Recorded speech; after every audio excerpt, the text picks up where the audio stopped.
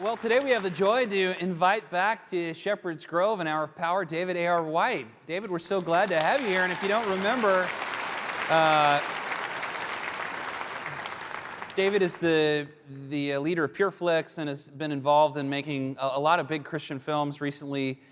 He's more well known for a huge success, God's Not Dead, which actually I think he told me recently was like the fifth most profitable movie of all time or something based on the cost against the revenue that came in. So let's welcome back David A.R. White. This is a great book. The reason you're here is actually not to talk about a movie, but about a little bit about your story from heaven to Hollywood. To talk about like the way that God, I mean, just you were in the middle of Kansas in a Mennonite community and how God brought you to Hollywood to use story to tell people about the gospel.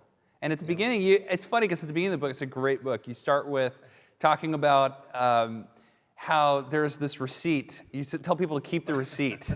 Why do you start that way? Well, because I don't know. I'm not a very serious person, and so if you don't like the book, keep your receipt, and you can always return it.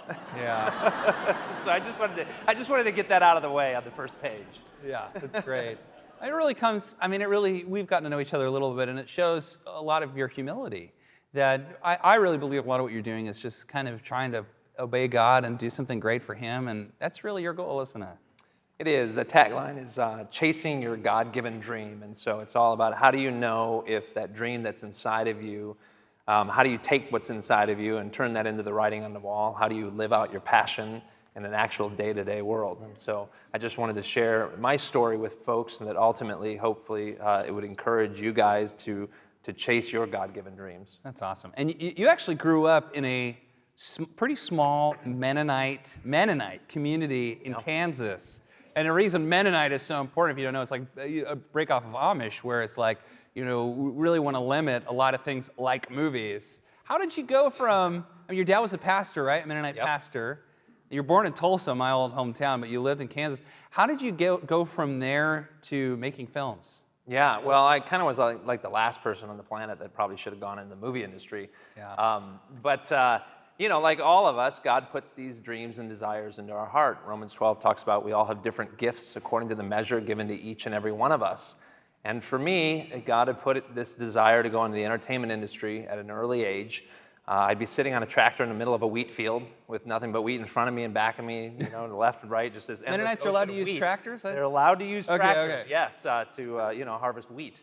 Yeah, And, but I couldn't shake this dream. And in the book, we talk a lot about how do you know if that dream that's inside of you is from God, and should you chase it? So what was the first movie you ever saw? Were you like 18 when you saw your first movie? Had you left the farm and then you're like, oh, this is a movie? Well, I saw one movie in the theater the first 18 years of my life. So wow. It was... what was it? Well, it was some friends' parents had taken me to a movie unbeknownst to my own parents, and it was Grease. You sinner. Big old sinner. Yes, right there. Way to just break me down, Bobby. To be honest, I was very young, and I was sitting in the movie theater and seeing, Olivia Newton-John on the theater screen. I thought for sure I was on my way to hell. You were on your way to Hollywood. Yeah, and so instead I just went to Hollywood. Yeah. And there you were, and so as an adult then, you see things like that a lot of American kids just grew up watching, things like Star Wars or... Yeah. Did you ever see Willow? Nope. Never seen Willow. That's a good one.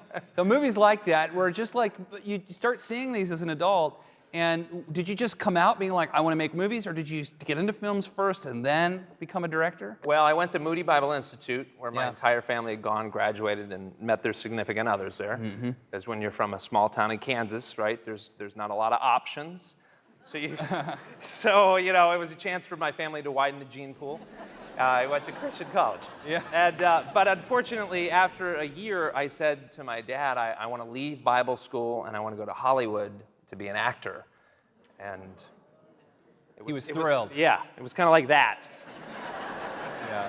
I love my father for saying this. He said, David, as long as you serve the Lord and keep him first and foremost in your life, then whatever you pursue, then we support you. Well, I really just want to reiterate this, is so much of what you're doing, I mean, you get a lot of criticism. I mean, people pick on you and things like this, of course.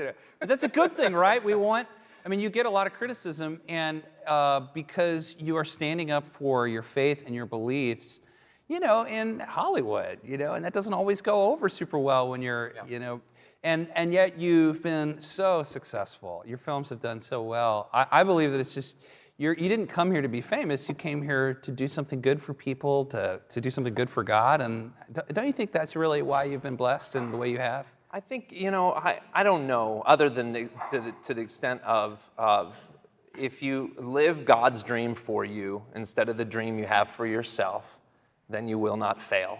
Oh, that's so good. And it's about the faithfulness of God. And so my message in the book is just to encourage folks to take what's inside of them, right? Weigh it out, obviously, see if it is from the Lord, and then chase that God-given dream, and then you will be amazed to see what God will do with it. And he did it for me. I love this quote, a dream deferred is not a dream denied, for God can bless you with a dream bigger than the one you ever had for yourself. And he did it for me, and he can do it for all of you guys. Amen to that. Thank you, David. And the book is so good. It's great. So the book is Between Heaven and Hollywood. David will be outside signing, and if you're watching on TV, get this book. It's terrific, and it's an amazing story of how God can take someone from a Mennonite field in Kansas and really bring you to Hollywood to make some amazing things. And wow, what an impact you're having for so many people. We're so proud of you and so honored to have you here. And thank you, David, for all you do. Appreciate you. Guys. Thank God bless you.